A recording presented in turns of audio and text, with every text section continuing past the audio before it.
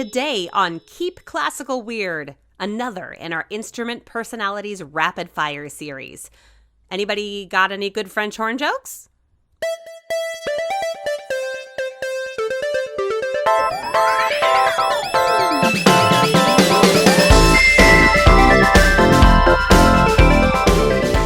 Welcome, friends, to episode 38 of Keep Classical Weird. I am your host, Casey Bozell, and today we're airing a full version of an interview I had with my good friend and fabulous French hornist, Leander Star. Now, if you're a Patreon subscriber, first of all, thank you. And second of all, you may have heard this particular interview before. It's been sitting up on Patreon for a while as a bonus episode. The bonus episodes have started coming in a little more slowly these days, and that's partly because I want to bring you my entire interview right away, more and more often, and partly because the offerings on Patreon, including the video podcast Casey Does Classical, is getting a little bit of an overhaul. That's kind of all I can say for now, but if you'd like access to this video podcast, all you have to do is go to patreon.com/keepclassicalweird and subscribe. And now, distinguished listeners, French hornist, Leander Star. Leander Star is a gem of a human. His sense of conversation and humor is exactly what made his rapid-fire section of the Instrumental Personalities episode what it was. Listen for the instrument he thinks is the most punk, the smartest instrument, and the instrument with the most sexually charged energy. Enjoy! Are you ready for your rapid-fire round here? Oh my gosh. Is it okay that I've taken notes? Yes. There's only been one. I think I've had 5 of these so far, and only one person has not had notes in front of them. So okay, you're actually in the majority here. Was it a bass player? No, I haven't gotten a bass player yet. Okay, just maybe because that was me trying to think about. Yeah, no, your head is in a great space right now. I want to capitalize on that. That's really good. Okay, here we go. Flute. Okay, so my wife is a flutist, so this is modulated. I would say intense and driven. Interesting. And you know what? You're the second one who's been married to a flutist. And great. You and this other person have also have given slightly different answers than the general public. Well, I mean, once you know a cool flutist, oh man, it's amazing. The best flutists are just the best people, basically.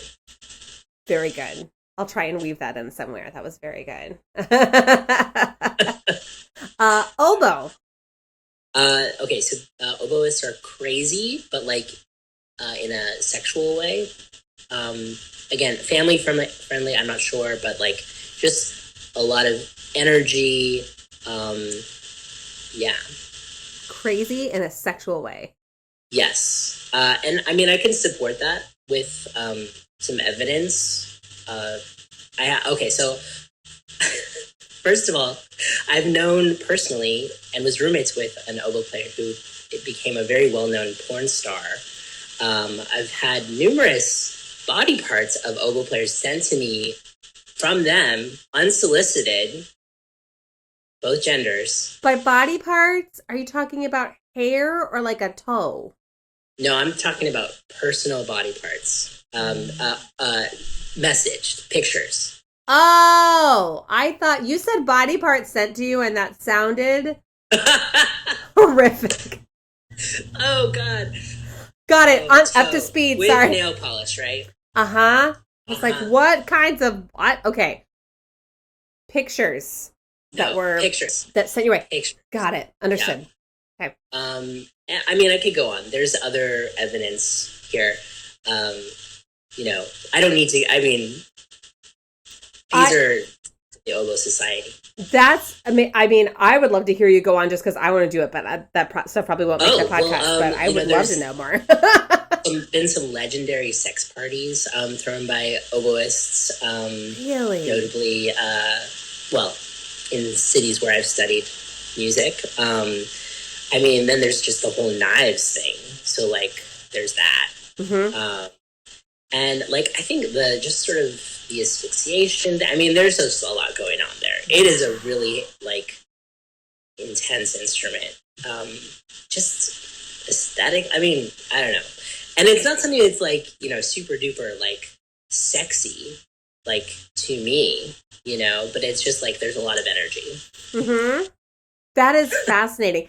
And I've been so enlightened by the wind players that I have already, or really just the non-string players that I have been interviewing, because there's this whole world, like we all have thoughts about each other, but like string players have specific other thoughts about string players. The orchestra and the band have their own like whole world. Special worlds. Yeah. Yeah. Oh, yeah. This is so enlightening. Okay. So now we're on to clarinet. Oh, okay. So, I don't really think this is exactly the right word, but boring. Okay. But like, I think what really describes it is that clarinet players, out of like anyone in the orchestra, are the people who could get a job doing anything else. They're like very employable, like, okay, for insurance work or as a lawyer or web designer. Like, they could just do anything and they would be good at it, So that's the clarinets. I like that. That's very succinct. Okay, perfect. Bassoons. I mean, I love bassoonists. They're just the best. They're smart. They're dorky. They know all the television shows because they're making their reads. They're just watching TV like constantly, which is fun. And they could replay it for you. They could just like tell you the whole thing because they're used to just talking and working with their hands. They're just like, well, okay. And yeah, just like that. They're just so fun. And like, yeah, I would say that bassoonists tend to be the smartest people in the whole orchestra. Like clarinets could get a job doing sort of anything, but bassoonists could be like, an astrophysicist or a heart surgeon. Like that would be like career number 2 for them. And they'd be like, no, I don't want to just play a bassoon, like I like keys and yeah. I like that. Yeah. Yeah, beautiful. All right. Oh gosh, what's next? Trumpet's next. Trumpet. Yeah. So trumpets are like really, really straight, like the straightest, and not in like even a gross way, just like authentically, this is who I am, take it or leave it, I'm straight, except Karen Bliznick, who plays principal trumpet of the St. Louis Symphony, who's amazing. But other than Karen Bliznick, I could just say straight. That pretty much covers like almost everything. Yeah. Okay. I mean, because there's different, like people say like, oh, they're loud or they're egotistical, but like that's not true. I mean, as someone who works with a lot of trumpet players, like they're not all like that, but they are all straight, except Karen. That's great. Okay, perfect.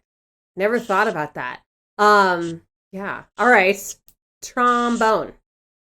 Trombonists, I think playing the trombone is relatively easy. And they're, they can do pretty much anything, but they also just have like a lot of time on their hands, I think.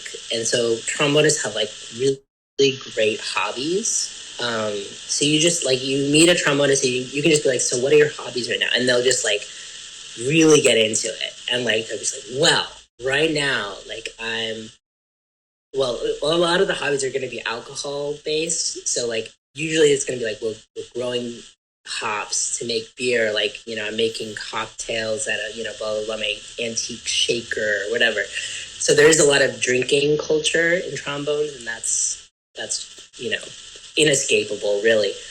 You would think there would be more like AA culture in trombones, but they seem to, doesn't seem to be that kind of energy with it. They're just like, happy-go-lucky, occupied, interested, hobbyists. I love trombonists. They're so fun to talk to. That's true too. You are also the second person to bring up that trombonists tend to have hobbies. Ah, yes. I'm justified. Fascinating. I am loving this. I wish everybody could have my experience right now, by the way. Like, hearing all of this is so good. Tuba. Tuba. Oh, this was a struggle. Tubas, and I figured it out. I had to really think it through. But I think tuba players just do not give a fuck what other people think. They just don't care. And that can go in a lot of ways. It can be like,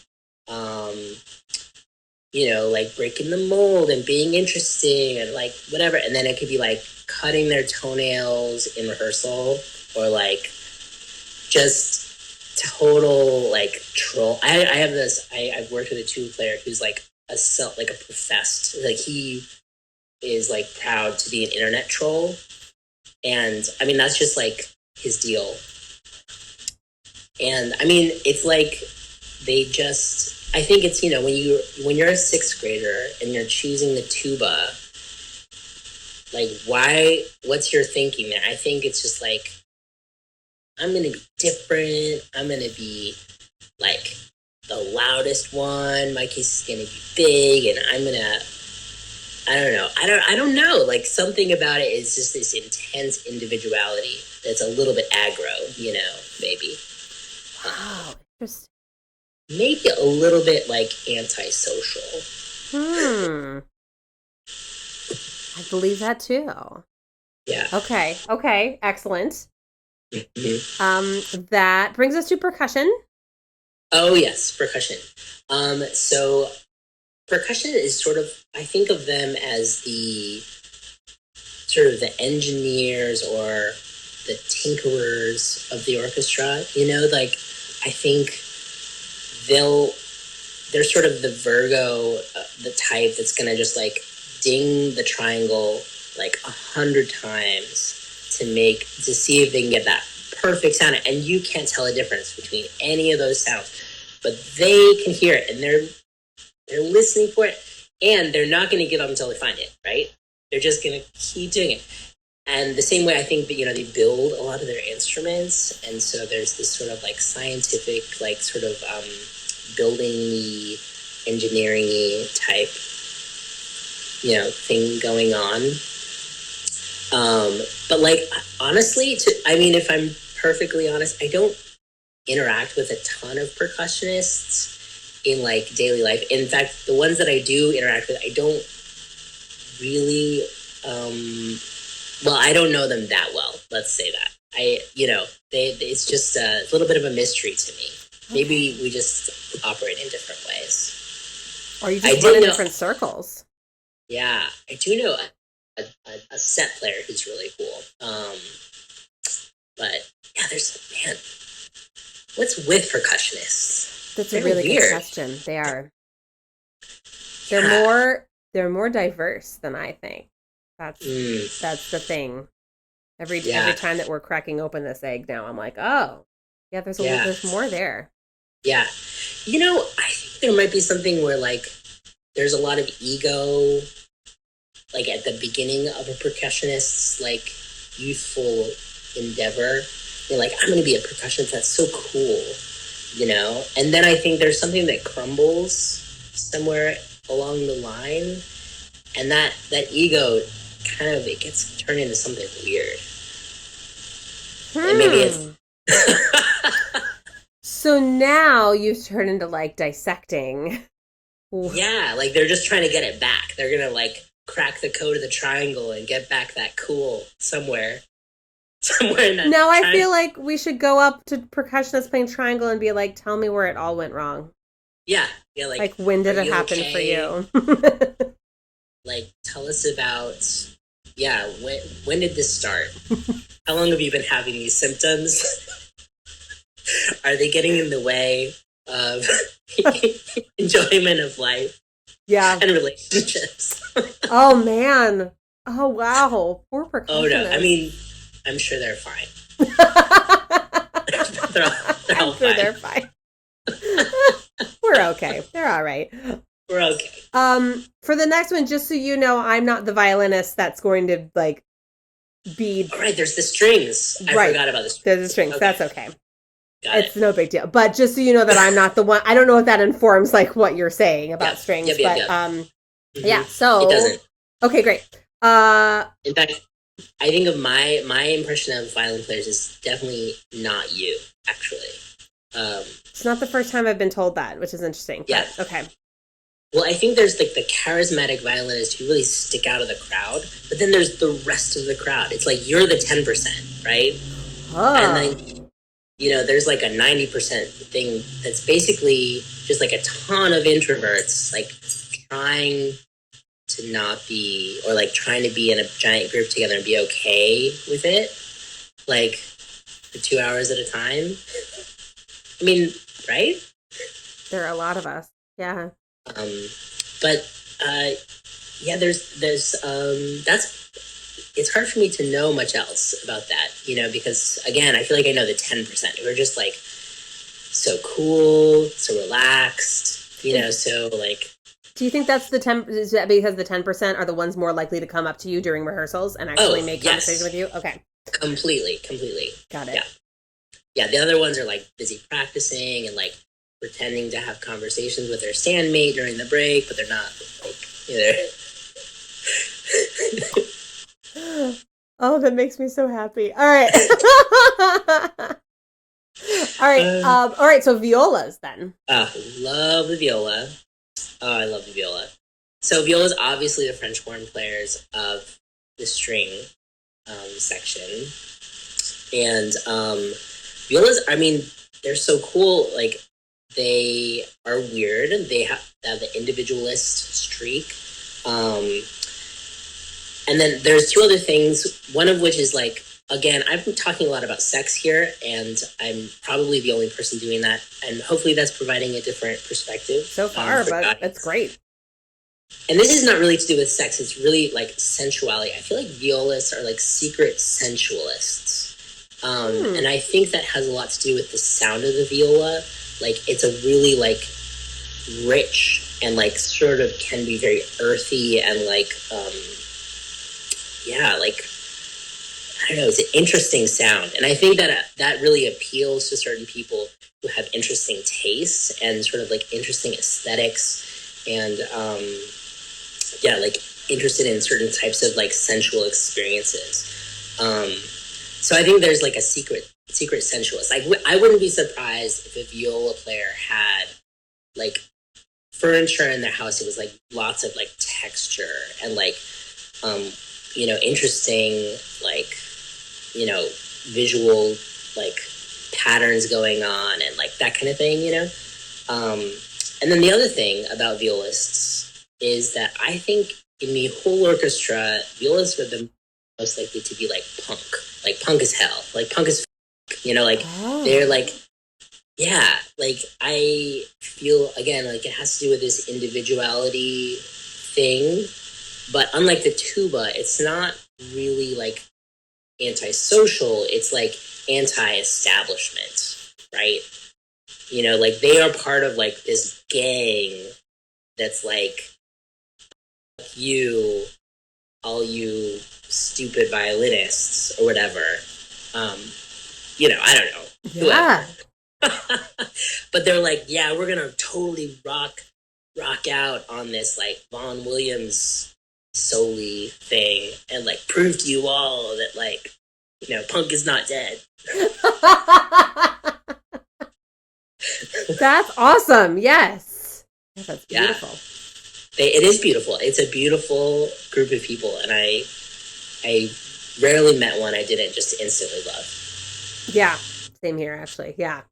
That brings us to the cello. Oh god, the cellos. So speaking of love, I have dated a fair amount of cellos. I've dated primarily flutists and cellos. And I think everyone's dated, I mean, maybe not everyone, but a lot of people, I mean, cello players are attractive. However, when you're young, I mean, cello players haven't usually seen a lot of adversity. And so it's a sort of like naive, floating, hippie sort of hotness, right? And then that sort of transitions through their life to becoming this sort of like super wise thing,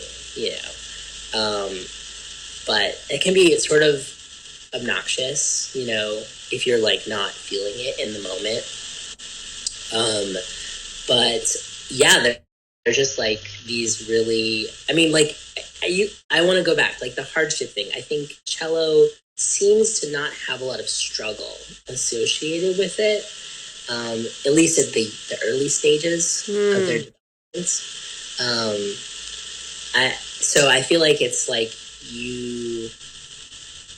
they're really like good looking, but they sort of float above things, right. for a while, till they're torn down and become wise crones and wizened wizards. Is this an absolute story arc for every cellist?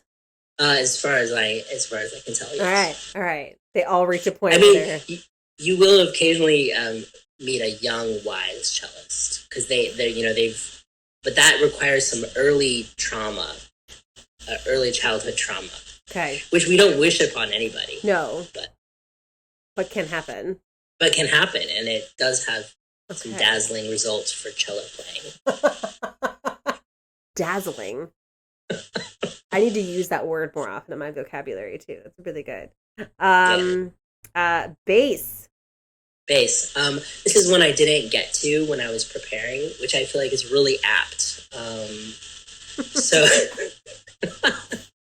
I mean, bass. I mean, they are people who, they could have been cello players, right? They could have gone that route, but they wanted things to be a little bit harder for themselves so that they would have an excuse when it didn't go as planned, or when, they didn't practice and it didn't sound very good. It's like, well, it's just a giant instrument. I couldn't get it home. And, I can't even hear my string on the lowest thing or whatever. So, they're just sort of, a little bit, they sometimes can slack off. But, I will say that I've known some bass players who really buck that stereotype, like in a hard way. Like the ones who buck it are like full on, like genius level, like, bassoon level intellect, and, they probably also could be a concert pianist, but they're like, bass is interesting though, That's good. Yeah. Yeah, that's true. What do you think the ratio is on the common versus those who buck the trend? Oh, I think that's oof. It's probably around 5 or less %. Okay. Yeah, and maybe there's a little bit of a curve there.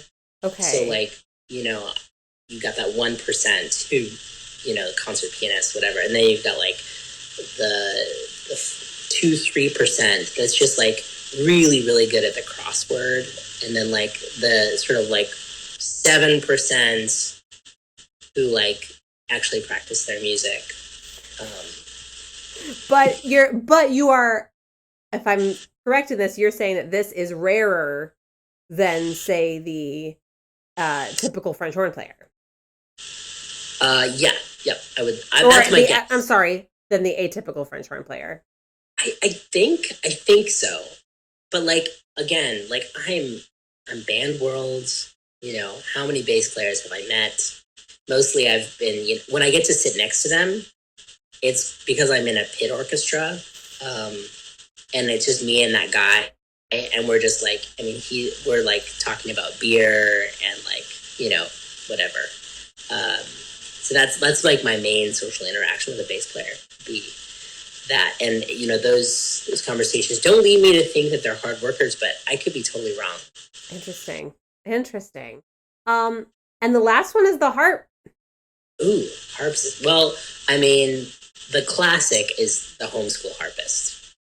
That's just the classic. And that homeschool harpist is going to have a dress that they made, and it's going to have cats on it, and there's going to be one special cat that's embroidered onto the front of the dress that stands out from all the other cats on the dress. and special pockets for their tuning thingy jigger and for their knitting needles or whatever. And maybe like an interesting glove on one hand. An interesting so there's glove? that. But like a kind of a little kid color kind of a glove. Okay. I don't know. That's just protect their finger. I don't know. It's sure. But then I think that the other stereotypes for harpists, when I think of like real life harpists, I've known homeschool harpists for sure, but I've also known, I guess I want to say sort of party girl harpists. All right. And these are people. That sounds like a put down, and it's not. I don't want it to be, because these are people who work incredibly hard, like really, really, really hard, and then they just know how to like let loose afterwards. And I you gotta commend that. But yeah, I mean, there's so much like intense work and like physical effort that goes into playing that instrument and lugging it around, and then. I love it when you have a harpist who's just like wants to have a good time afterwards. That's fun. That's very true. Yeah, and every harpist I've known has been just a really generous and kind individual. I think they just tend to be nice people, which is nice. Nice is nice. Nice is nice. Yeah. I agree with you. And that's our show for today. Many thanks to Leander Star for his wonderful and enlightening contributions. Our theme music is composed by not dead composer Thomas Barber. Check out his stuff at thomasbarber.com. Web development support is provided by Tina at citybeautifuldesign.com. Keep Classical Weird is created and edited by me, Casey Bozell. Find us on Facebook, Instagram, and Patreon. Thanks so much for listening, everyone. Stay safe and stay weird.